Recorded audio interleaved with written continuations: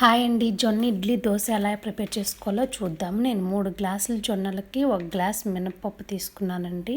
వీటిని 6 to 7 hours నానబెట్టుకోండి. Grind చేస్తున్నానండి.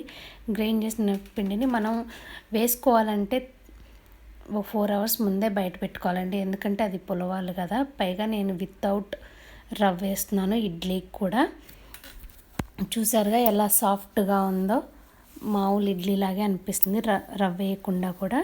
అదే పిండితో నేను దోశ కూడా వేస్తున్నాను చూడండి. అందుట్లో మనకి దోశ పిండి కన్సిస్టెన్సీ వచ్చే వరకు వాటర్ వేస్తున్నాను. వాటర్ వేసి దోశ వేస్తున్నాను. చూసారుగా నేను సేమ్ పిండి అదే పిండితో ఇడ్లీ దోశ గుంట పునుగులు వేసుకోవచ్చండి.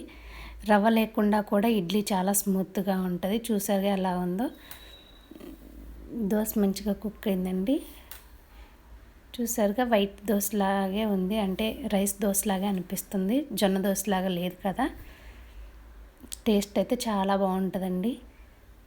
Thank you for watching. Subscribe. Bye.